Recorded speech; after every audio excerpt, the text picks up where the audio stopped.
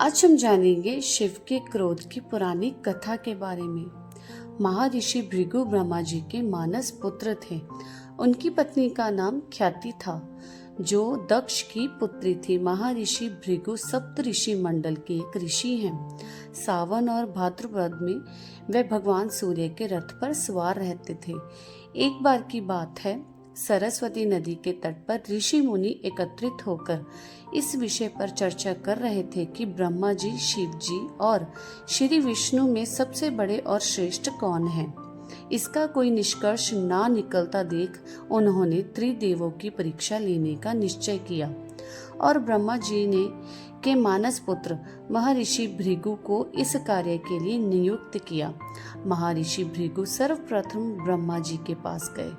उन्होंने ना तो प्रणाम किया और ना ही उनकी स्तुति की। ये देख ब्रह्मा जी क्रोधित हो गए। क्रोध की अधिकता से उनका मुख लाल हो गया, आंखों में अंगारे दहकने लगे। लेकिन फिर ये सोचकर कि ये उनके पुत्र हैं, उन्होंने हृदय में उठे क्रोध के आवेग को विवेक बुद्धि में दबा लिया।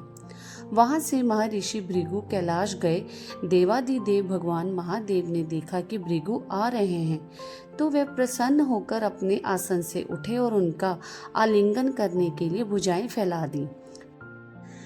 किंतु उनकी परीक्षा लेने के लिए भृगु मुनि उनका आलिंगन अस्वीकार करते हुए बोले, महादेव, आप सदा वेदों और धर्म की मर्यादा का उल्लंघन करते हैं। दुष्टों और पापियों को आप जो वरदान देते हैं, उनसे सृष्टि पर भयंकर संकट आ जाता है।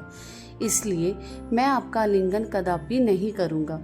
उनकी बात सुनकर भगवान शिव क्रोध से तिलमिला उठे। उन्होंने जैसे ही त्रिशूल उठाकर उन्हें मारना चाहा, वैसे ही भगवती सती ने बहुत अनुनय विनय कर किसी प्रकार से उनका क्रोध शांत किया। इसके बाद भृगु मुनि वैकुंठ लोक चले गए।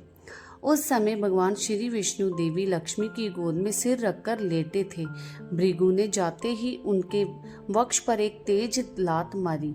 भक्त वत्सल भगवान विष्णु शीघ्र ही अपने आसन से उठ खड़े हुए और उन्होंने प्रणाम करके उनके चरण सहलाते हुए बोले, भगवान, आपके पैर पर चोट तो नहीं लगी?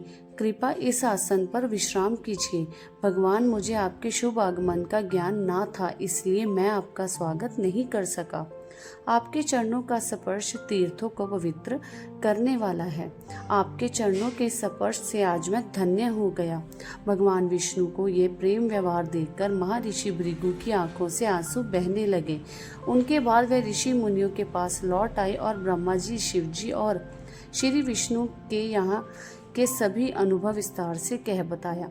उनके अनुभव सुनकर सभी ऋषि मुनि बड़े हैरान हुए और उनके सभी संदेह दूर हो गए। तभी वे भगवान विष्णु को सर्वश्रेष्ठ मानकर उनकी पूजा अर्चना करने लगे। वास्तव में उन ऋषि मुनियों ने अपने लिए नहीं, बल्कि मनुष्यों के संदेहों को मिटाने के लिए ही ऐसी लीला रची थी। तो इस प्रकार से थी भगवान शिव की क्रोध की पुरानी कथा। वीडियो पसंद आई तो वीडियो को लाइक और शेयर जरूर कीजिएगा और अगली आने वाली पुरानी कथा को जानने के लिए आपके अपने चैनल अटल पुरानी कथा को सब्सक्राइब जरूर कर दीजिएगा। तब तक के लिए धन्यवाद।